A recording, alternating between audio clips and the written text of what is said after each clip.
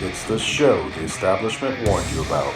Yes, it is the show the establishment warned you about because they are in charge, or so they think. The medical establishment, the media establishment, educational establishment, corporate establishment. They all think that they're in charge. They're all elites, and that's what we're going to talk about today. Some of the problems that we have with elites now. The New Antoinettes is a article we're going to cover from Victor Davis Hanson. We're broadcasting from the free state of Florida on Rumble live, and then if you choose to join us on any of the podcasting networks, iHeartRadio has a nice one, and Spotify is good, but any of the podcasting platforms, and also you can download it or just listen. You don't have to download it. Anyway, glad you're here. Have you seen this Hunter Biden latest escapades of the first son, Hunter Biden? My goodness. Could you imagine for 1 second if this was anybody at all related to Donald Trump, or if it was at all just 1 degree of this stuff with Hunter Biden was something that could be tied to Donald Trump? My goodness, if Don Jr. or Eric or one of his daughters or anybody, even close orbit, did any of this stuff, it would be nonstop hyperventilating coverage on CNN and MSNBC and the New York Times and Associated Press and Reuters and all the rest of them. Yeah, they have this videos that they just find. It's funny too. If you want to find out about it, be careful about going to Google, because if you go to Google, at least as of yesterday, and you Google Hunter Biden crack, it will come up with a warning saying this is a fast changing search, and then there may be some unreliable sources here, so proceed with caution. And it probably says if you want to put your email in here, we'll let you know when there's safe stuff to watch about Hunter Biden and crack. But anyway, there's some stuff on there that's really concerning. It looks like illegal stuff potentially, and then very odd behavior. I just saw one that was on the Right Scoop. It has a picture of Hunter, and he's on a bed, it looks like, and he's eating a sandwich. This is like Alec Baldwin to the nth degree. Remember Alec Baldwin? Or was it David Hasselhoff? Somebody was eating a sandwich off a floor, or somebody was drunk and eating a sandwich off a floor. I can't remember who it was. One of those guys. Hate to disparage either one of them, but one of those people was drunk on the floor eating a sandwich. I think it was Alec Baldwin was screaming at his daughter, and maybe David Hasselhoff was eating a sandwich. I don't remember. Either way, drunk. This guy is a picture of Hunter with eating a sandwich, and then it says in the caption, there's a woman in the background who appears to be tied up with some sort of fabric-looking bag over her head. And I have no idea what that's about. Then there's a picture of Hunter naked in the pool. Hunter walking down the beach looking like a hobo, talking to a cell phone. Hunter in his room, spinning around, looking at the camera vacantly, kind of like his father, vacantly staring at the camera. But I don't know. It's a weird guy. And I don't care about Hunter doing this. I honestly don't care. What I care about, though, is that it's Hunter Biden doing it. He's the president's son, so there's got to be some liability there. I mean, there's, people were talking about how, people could use this for leverage, use this as a blackmail. At this point, I don't know of anything that could come out that's been Hunter's been accused of that you could blackmail Joe Biden with. So I think he's safe there. I mean, there's been a lot of stuff apparently come out on his laptop from hell. But anyway, so that's part of it, but it does make us look bad. It makes us look stupid. It makes us look foolish, just like it makes us look foolish to have Joe Biden as president and his wife telling him to say, "God bless America," repeat after me, and all of the stuff, the bunny suits, all the different things that we have to deal with. But here's the other thing: the media, the arbiters of truth, the protectors of the First Amendment, the ones that are there to lead the way, to show us the way. They haven't had one peep about this, and they won't, because they are the Praetorian Guard, as Mark Levin likes to say. They are Praetorian Guard for the Democrat Party, for the left in general, and there's no way that they're going to do anything that's going to hurt Joe Biden or his son until it's necessary to hurt them and get them out of the way, which is some people think is already happening. Some people think there's already a move afoot to vacate the premises of the Joe Biden presidency and move somebody else in there, somebody like Gavin Newsom. It looks like is the most likely candidate. Sure, it's not Kamala Harris. They've seen her. I don't think anybody on that party, the Democrat Party, outside of her close circle, wants her in charge. But I think they want somebody who's young, who can speak without sounding like they're, have serious problems. Somebody who either one of the, current vice president and president don't speak well. But they want someone like Gavin Newsom, someone who can carry their politics and then also appear to be vital. So anyway, but the thing is that, like I said, the media, who are we're supposed to believe them. They're just there to lead us the way and show us the way and be neutral and just give us information and let us decide. It's such BS. It's such a crock, because that because of the way they treat Hunter and then the way that they cover January 6th, the insurrection, the threat to our democracy, and all that crap. Anyway. So last week we talked about Florida or California and whether or not you should live in Florida or California as part of the legal great separation. And this is an article from America Greatness. It says, Florida or California? It says, if you were to reproduce these models nationally, Americans would have an easy choice to make. It's by Theodore Moloch. And it says, which will it come to in 2024 if America is going to choose the Florida model or the California way? What if it comes down to Democrat Governor Gavin Newsom versus Republican Governor Ron DeSantis for the President of the United States? One has America First philosophy, the other has a socialist one. One works, the other fails badly. One sees people and businesses moving to states in droves, the other people are moving out in record numbers. So this is kind of in response to, I guess, Gavin Newsom ran an ad, which we talked about, where he says, he ran it in Florida. He said, if you want to come to come to a state where you have freedom of speech and freedom of abortion and freedom of this and that and the other and live your life the way you want, come to California. And so this is kind of an interesting article. It goes through some of the stuff. It says on the economy, cost of living, taxes, on crime. Some of the things were kind of interesting to me. It says on the economy. So California's got this huge economy, right? So California's population stands at 40 million, while Florida's is roughly half at 20.5. California's GDP is 3.4 trillion. That's pretty good. Compared to Florida's GDP of, guess what, 1.2 trillion. So that's not as much, obviously, but that's pretty good. And we're getting more and more people and more businesses moving. Listen to this, though. The growth rate in Florida, job growth rate is 2.4%, but just 1.2% in California, which is depopulating and losing jobs. And I can attest to that for a fact.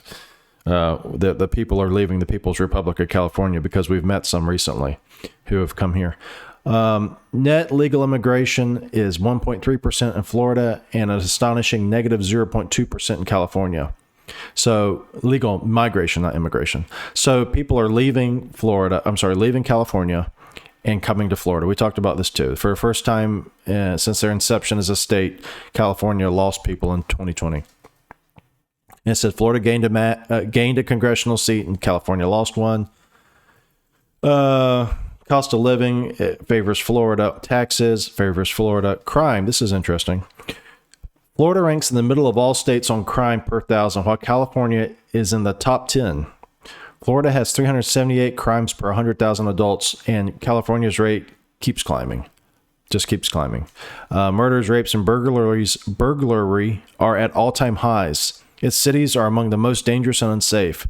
With a low incarceration rate, California prosecutors do not enforce the law and let criminals back on the streets, often without bail. Police have been defunded. Education. This one was interesting because I didn't know this one. Florida has excelled in education and is now ranked third in the United States. California is not even in the top 20, and its scores are below average on every measure and have been dropping precipitously. Its illiteracy rate is on par with Mississippi's. There is little school choice in California and a great deal of indoctrination about sex, gender, race, CRT, and civics or lack thereof. This is another one. Environment. Florida has 18 days of unhealthy air per year compared to California's staggering 201 bad days. It also has wildfires and water shortages. Infrastructure. Florida has come a long way and ranks in the top 20, with only 13% of its roads considered, quote, poor. California ranks 31st among the states for infrastructure and has horrible roads and long commute times. And then they're talking about guns, and depending on your frame of thought, this could be good or bad. Florida on guns. Florida gun laws allow the right to bear arms in the state constitution. The state allows concealed carry and open carry. I don't know where it allows open carry. It allows concealed carry. California, assault weapons are banned altogether. Assault weapons is a kind of a vague term, but they have called some semi-automatic weapons assault weapons. But like I've said before, if I kicked you in the scrotum with my shoe, it would be an assault shoe. Or if I hit you in the head with a lamp, it would be an assault lamp. So an assault weapon is kind of a vague term. In California, assault weapons are banned altogether. Magazines are highly restricted, and gun buyers must be 21 or older. California is tough on legal gun ownership. No other state regulates firearms as much as California. Okay. Abortion. Abortion is permitted up to the point of viability, quote unquote, around 24 weeks in their pregnancy, with widespread exceptions for the life or health of the mother. Florida has enacted strict abortion laws and only allows practice up to 15 weeks, although, as we covered before, a judge has recently put an injunction on that, or upheld an injunction, or whatever they do. And that law is currently not enforced. Financial stability. Florida is very stable and ranked in the top few states with strong AAA rating, a balanced budget, and liquidity at 5.8%. Yeah, and they recently had so much money that they're putting money into a rainy day fund. They, meaning the government of Florida. I would prefer they put the money into a tax refund, personally, cutting taxes, but that's another matter. California, on the other hand, has been slipping and has now has a AA2 bond rating, and AA2, I guess you call it, and its liquidity rate is quite low, 36 in the United States. Overall, when you tally up the standings, clearly Florida wins hands down. Florida, in a recent survey, ranked number 1 on freedom, while California came in dead last. So anyway, that's kind of interesting comparison, because I didn't know that the California did so poorly in education and infrastructure, because you kind of associate because what they always say is that, we have high taxes and everything, but our education system is so much better, and our roads are so much better. So yeah, it'd be interesting to see if you compared Florida to New York, what that would be. Quickly, the Twitter thing, Elon Musk has said he's not going to buy Twitter now, and then Twitter says that they're going to force him to buy it, and Elon Musk said he's not going to buy Twitter because they didn't show him the bots info, and now they're going to sue him. They're going to be forced to show the bot info in court. So in the end of the game, Musk wins, because if they force him to buy Twitter, it ain't going to be at the price he offered initially, because the bot info will show that it's not worth as much because they have more bots than they claimed they had. Plus, he's already apparently made a lot of money selling some Tesla stock, which rocketed after he said he was going to buy Twitter. And so apparently he's sitting on about $8 billion in cash from the sale of Tesla stock that went up after he announced he was going to buy Twitter. So that's funny. Anyway, we'll continue to follow that. Some people are really excited about Musk buying Twitter. I could care less, actually. I'm on Getter and also Truth. Getter is better than Truth, I think. It's just better. Similar, but you get more relevant stuff, I think, on Getter. But I could care less about Twitter. There's a lot of people who are very tied to Twitter. They want to be on Twitter, and they feel like Twitter's, who cares? Twitter's gross. All right, let's see quickly here.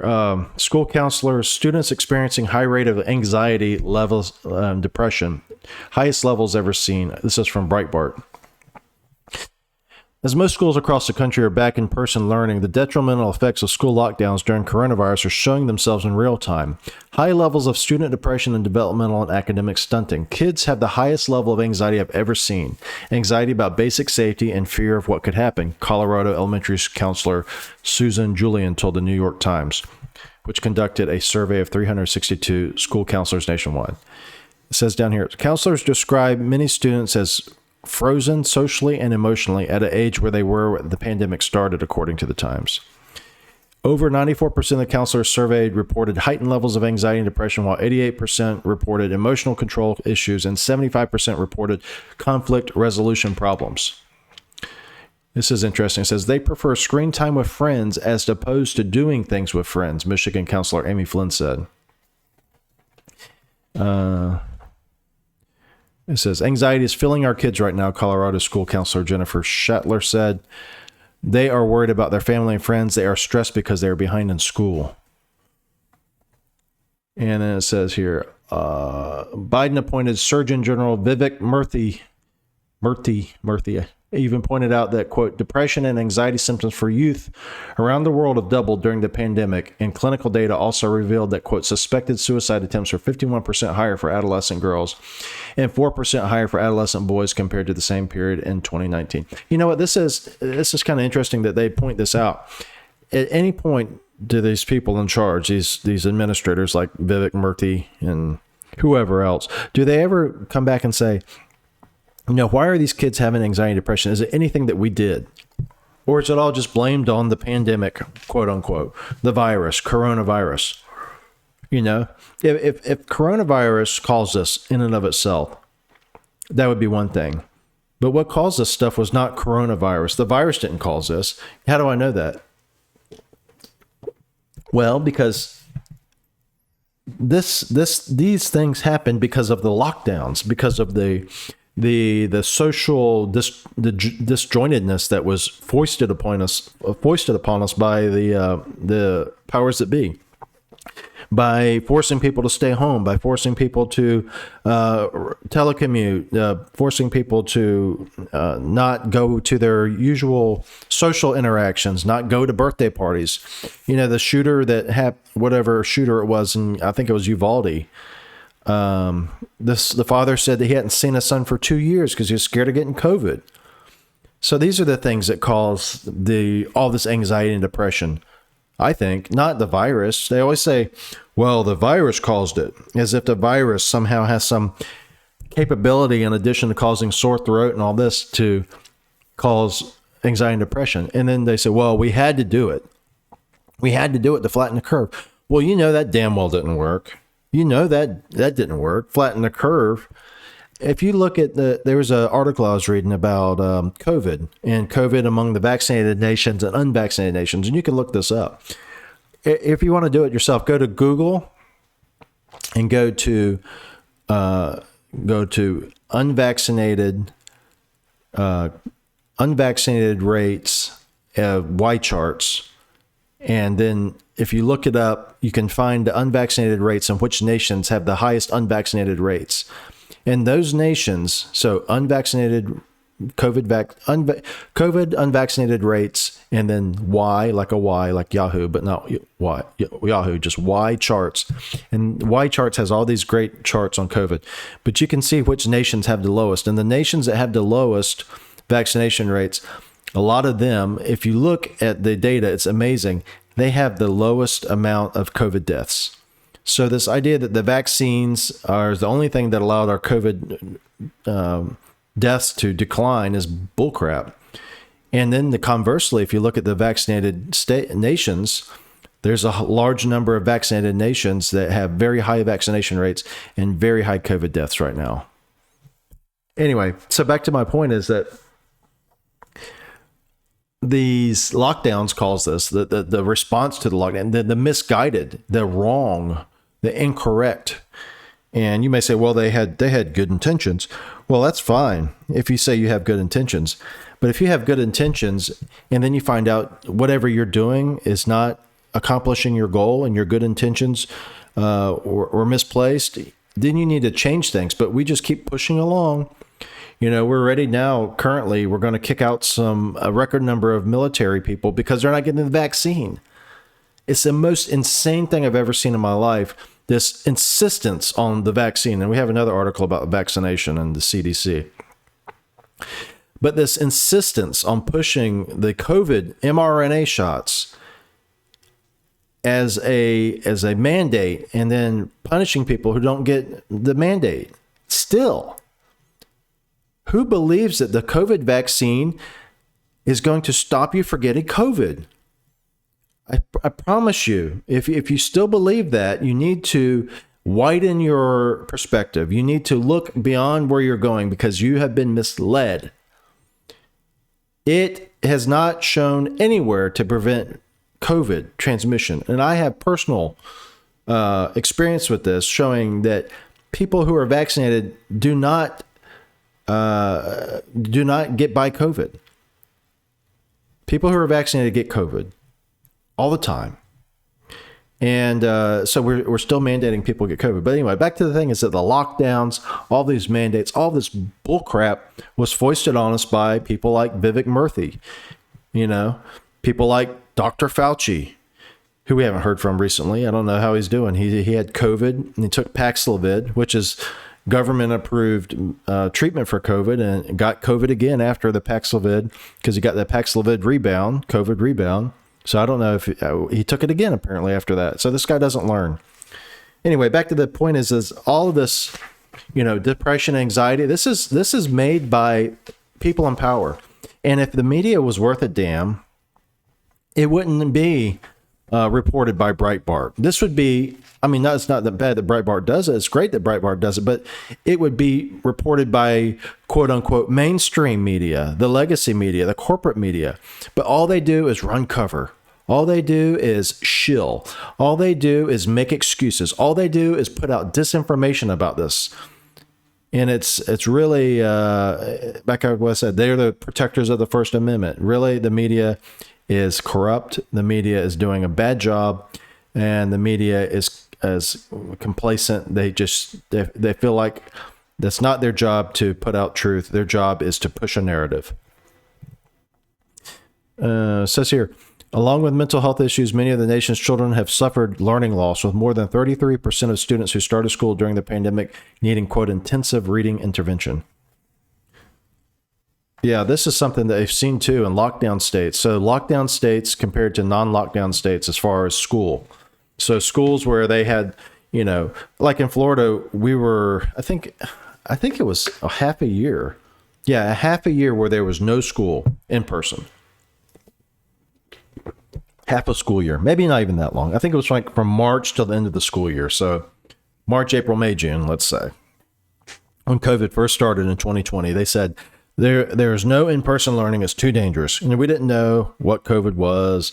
We believed Dr. Fauci. We believed the WHO. We believed, the CCP. We believed all the people who were telling us what COVID was and what it wasn't. And so the schools were locked down. And then after they went back in the fall, there was an option to stay at home or go back to school. And then after that, they said, look, everybody's got to go back to school. Well, then there's some states where, I don't know how long they stay. For all I know, they may still be at home learning in Washington or other states. I don't know. But anyway, there's data that shows that the students who went back to school relatively quickly, like Florida, compared to the ones who didn't, those students are doing much better, which makes complete sense. This is the article I was talking about. It's called Our New Antoinettes. This is by Victor Davis Hanson, who's probably one of the best thinkers out there. And it says, it's talking about Marie Antoinette and, comparing Marie Antoinette and her disdain for the poor and the peasantry of France, and ended up getting her beheaded. I'm not saying that's going to happen here, but that's the disdain that they had, the disdain that she had, is very similar to the disdain the modern elites, the left-wing elites have for us. And it says here, the modern left-wing elite are becoming our version of Antoinette's. 38-year-old Mark Zuckerberg's worth is over $60 billion, but he enjoys T-shirts and jeans and apparent simplicity in his many landed estates. He is so worried about the wrong voting tendencies of the clueless middle classes that he recently poured $420 million worth of dark money from his vast fortune into the 2020 election, de facto absorbing the work of key precinct registrars to ensure the, quote, right result for unthinking multitudes. So he's talking about the Zucker boxes and, going into these swing states, into these swing districts, and not even the swing districts. What he did, go to a swing state, and he'd find a a safe district where he could distribute his money.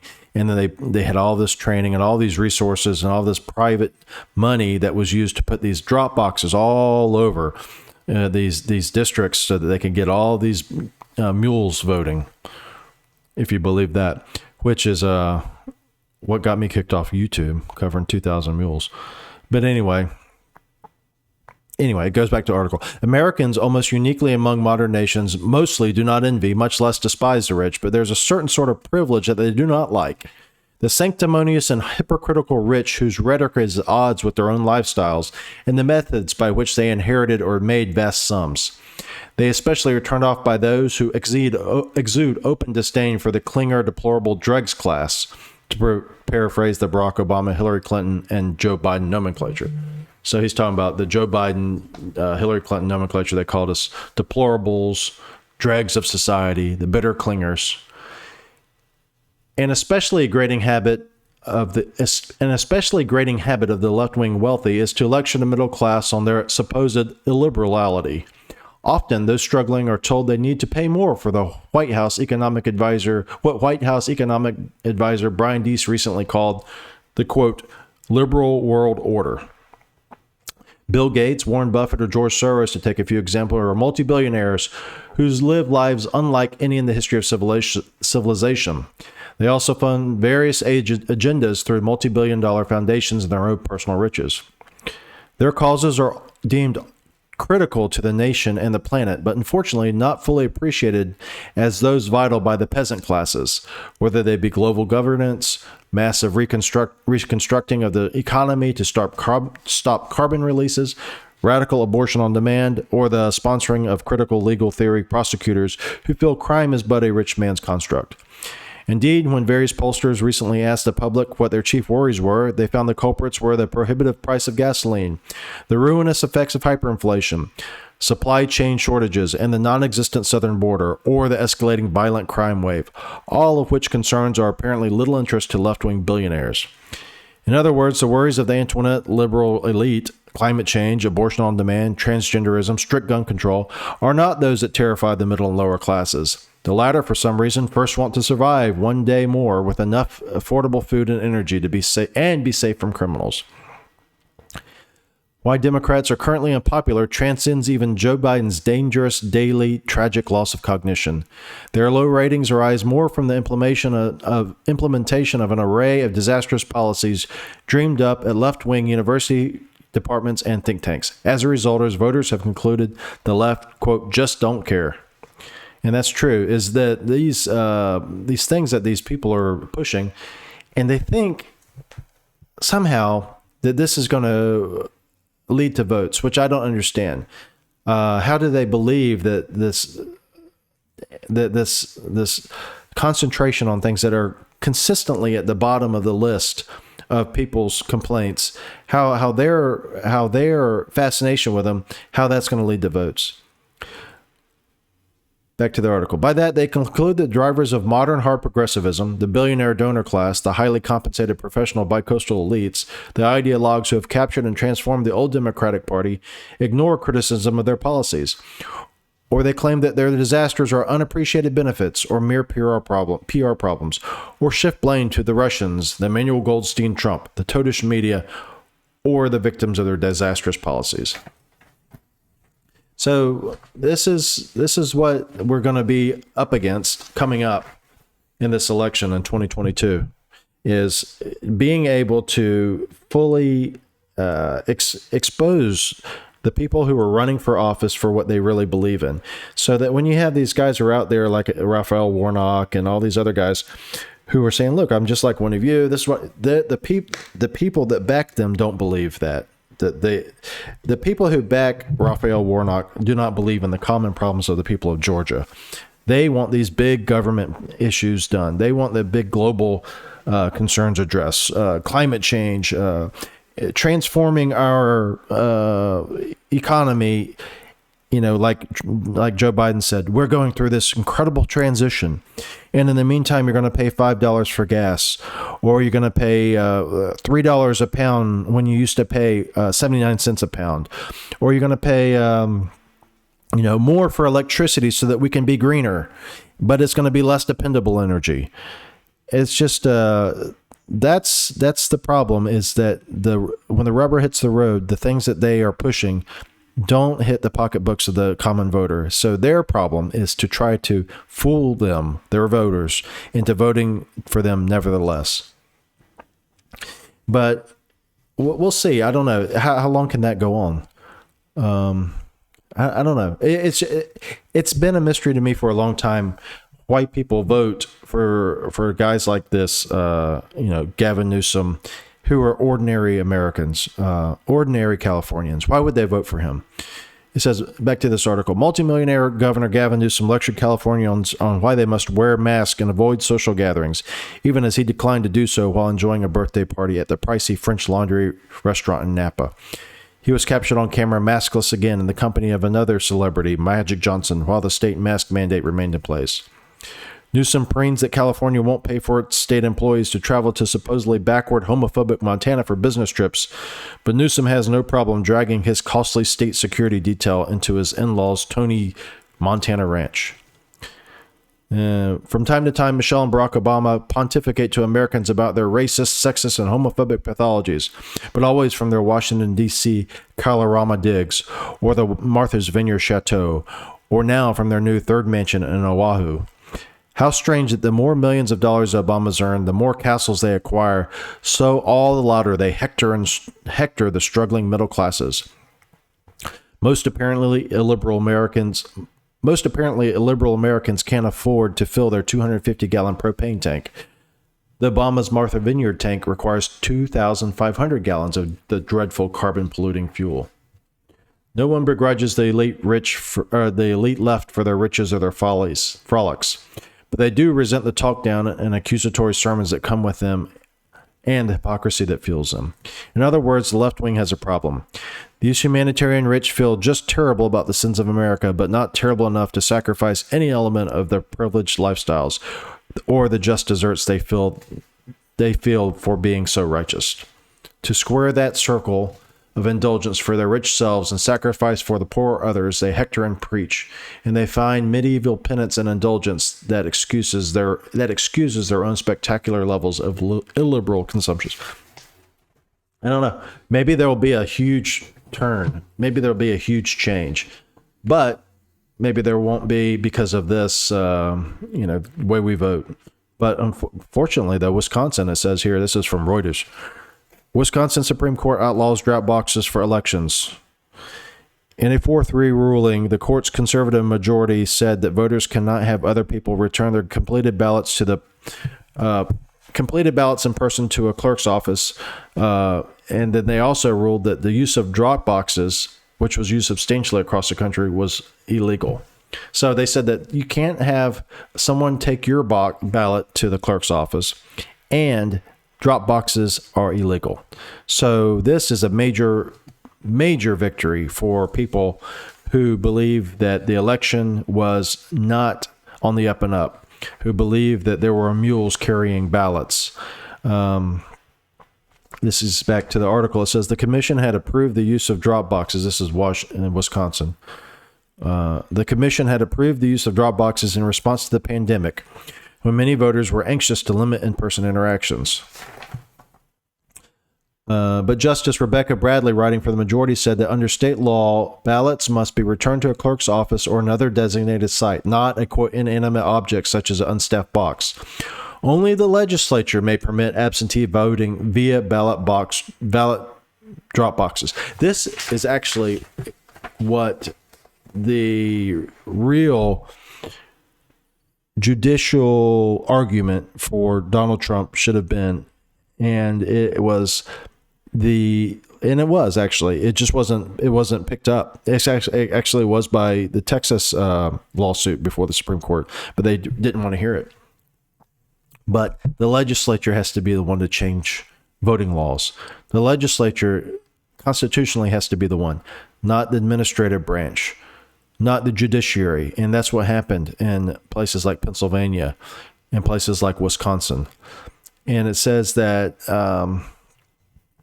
and what they did was they just ignored it. They just said, look, because of the pandemic, because of the virus, we're just going to have to do these emergency changes, just like they do with all the emergency stuff they've been doing now for 2 years. Emergency use authorizations for drugs, emergency use authorizations for vaccines. They've used the emergency until it's worn thin. And this Supreme Court has seen through it and said, you know what, forget it. It was a 4-3 ruling too. And it says in the dissent, there's another Bradley. I don't know if they're related. In the dissent, Justice Ann Walsh Bradley, joined by the court's other 2 liberals, said the decision erected a new barrier to voting with little justification.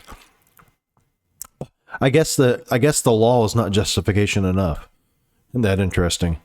The law says you have to vote in person. They made this emergency decree saying you had to vote by drop boxes because of the virus. And then this justice says, well, that's a little justification. Although it pays lip service to the import of the right to vote, the majority lead opinion has the practical effect of making it more difficult to exercise it.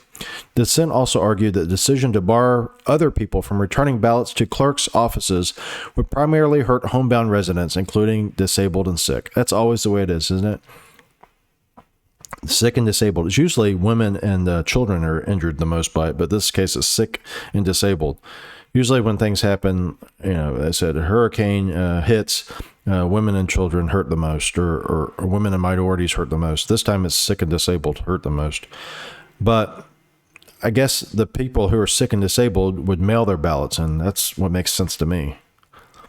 In a statement, Evers said, today's decision is another in a long line of Wisconsin Republicans' successes to make it harder for Wisconsinites to exercise their right to vote. Now, why would they do that? I mean, do Wisconsin Republicans not want to be in office either? Or do Wisconsin Republicans think that Democrats can only vote by drop boxes? Is this what the judge is saying? Or not the judge. Who's this Evers person? Oh, that's the governor. I forgot. Tony Evers.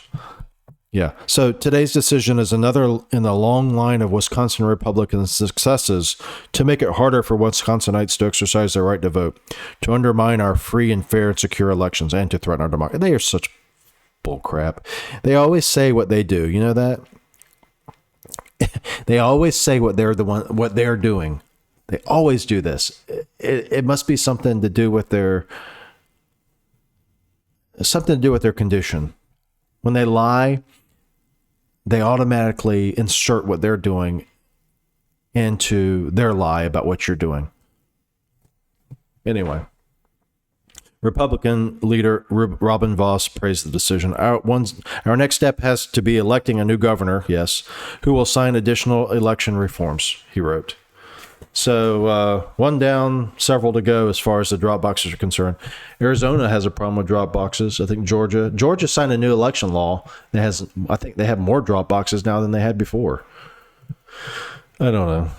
Who knows? I don't know. All I know is that all this stuff about, the Antoinettes and all that not caring, that isn't going to matter a hill of beans, because if they control the way voting happens, like I think it was Lennon who said, I don't care who votes, I just care who counts the votes. That's the real problem, because if you don't address that, then it doesn't matter. You could despise what they do. You can not like them for being elitist. You can not like them for talking down to you. You can not like them for implementing policies that are detrimental to you. You could not like them for making the price of bread $3 for a loaf of white bread. You could not like them for making gas $6 a gallon. You could not like them for having the open border as sieve, which is just piling and piling up future voters for the Democrat Party. You could not like them for leaving us looking like complete imbeciles in Afghanistan and leaving $82 billion worth of equipment to be sold to our enemies. You could not like them for punishing you by making you stay home from school and becoming depressed and anxiety ridden. You could not like them for making you lose your job because of a vaccine mandate. You could not like them for all these different things. But at the end of the day, if they are the ones, the Zuckerbergs are dropping Zucker boxes all over the place, it doesn't matter what you feel like, because they control it. And that's the real, like Rush used to say, the ultimate goal of the left is to have it to where there are no more elections. That's what they desire. Because elections, I mean, what tyranny do you know that has elections that matter? Let's say they may have elections like in Iraq. Saddam Hussein used to get elected with like 98.2% of the vote, and so that's the type of election they like, and that's the type of election that we moved towards last time. Like Walter Williams said before, to paraphrase, he said, "Which way are we moving? Incrementally, slowly, one step at a time, towards tyranny or towards more liberty?" And last election, we were moving incrementally towards more tyranny. And this Wisconsin ruling by the Supreme Court was an incremental move back, but it has to be sustained. It has to be sustained. And, if you look at our younger population of voters, the things I'm talking about now will not resonate at all because it's not on TikTok. Because it's not said by, one of the Kardashians. And that's the thing. I was talking with a patient yesterday. We've evolved in this society to be a combination of Orwell and Huxley. And Orwell through the monitoring and the censorship and the crime, thought crime and things of that nature. But Huxley, through Brave New World, we're seeing what Huxley was talking about with it's just the complete elimination of any critical thinking, where you just go about your life in this drug state of stupor, of happiness, of frivolity, and through drugs and mindless entertainment. And that's what we have today. We have that. We have the mindless entertainment. We actually have the drugs too. And so we have a combination of Huxley and Orwell, these two dystopias running together, and these two visionary guys understood what it was coming to, and they actually wrote about it a long time ago. And here we are. A few more things here. Emails confirm why CDC changed definitions of vaccinated. This is from the Epoch Times. The definition of vaccine we have posted is problematic, and people are using it to claim the COVID vaccine is not a vaccine based on our own definition. Alicia Downs, a CDC official, wrote an email on August 25th to a colleague. So these emails were leaked, or they were got from a FOIA, probably FOIA request. Alrighty. Vaccine was defined as, at least since 2011 by the CDC, as a product that triggers immunity, according to archived versions of the page. Vaccination was described as an injection that prevents a disease, but a flood of inquiries on the definitions was triggered by the fact that the COVID-19 vaccines have been increasingly ineffective against infection by the virus that causes COVID-19, the emails show. And this is somebody wrote to the CDC. Our question is, how is the CDC and the rest of the world allowed to call the shot a vaccination when it doesn't even meet your own definition? One person wrote to the CDC. Right-wing COVID-19 pandemic deniers are using your vaccine definition to argue that mRNA vaccines are not vaccines. Now, isn't that doublethink? So here's this person writing, complaining to the CDC that we're not able to call the vaccine, the COVID-19 vaccine, a vaccination because it doesn't meet our definition. And they're saying that right-wing COVID-19 pandemic deniers are using your definition to argue that the vaccines are not vaccines. Well, they're not vaccines. They're mRNA shots, right? Because isn't that what we're talking about? That they don't work? And that's why people, well, anyway, when your facts don't match your narrative, what do? You change the facts. So here we go. Changing definitions. Vaccine used to be defined, this is according to CDC, vaccine used to be defined as, quote, a product that stimulates a person's immune response to produce immunity to a specific disease, protecting the person from that disease.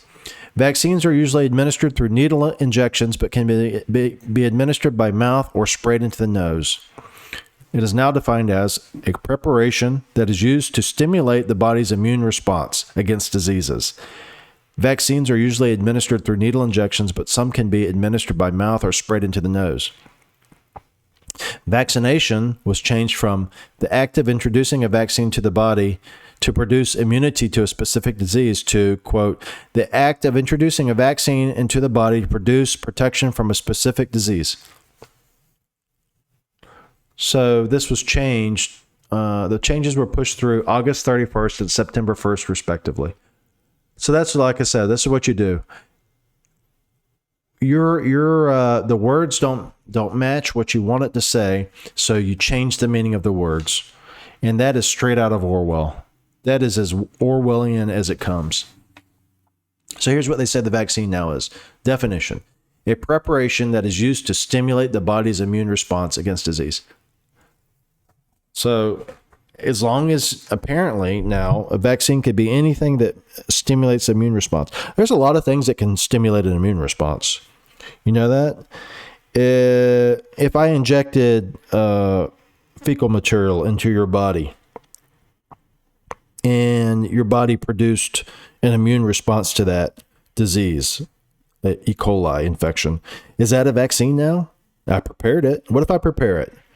What if I go get fecal material from a cow patty and I prepare it somehow and I inject it into you, and then it produces an immune response, and the immune response is against disease that's carried in the cow patty? Is that a vaccine? I mean, it's being silly, but I'm saying, you have to use absurdity to illustrate the absurd, like Rush used to say. And that's what we're doing. And that's what this is. This is absurdity. And it's all done to justify vaccination and to justify mandates. But every time they keep doing this, they just keep digging themselves deeper and deeper in this hole, into this circular logic, this circular lie that the vaccine is a vaccine that's going to prevent COVID. And it was a biggest lie from the very beginning. And it was exposed, and now they're trying their best to cover their asses. And I don't know. I don't know if people are going to buy it. That's all for today. I was going to talk about this electric car thing, but I don't feel like it. Anyway, I'll maybe do it next time. It's about electric cars being more expensive than you think, or more costly to the environment than you think. But anyway, that's it for today. If you're interested in joining us online at drtommy.com/podcast, feel free. And then, like I said, I'm on Getter and Truth. And then also this show is on Rumble, but you can listen to it on any podcast. And join us here in the office. If you're a refugee from a different state, People's Republic state, come join us if you're looking for healthcare freedom. And if you're just in town and you want to come join us and come see us down at Echelon Health in Tampa. All right. It's good to talk to you. We'll talk to you later. Bye-bye.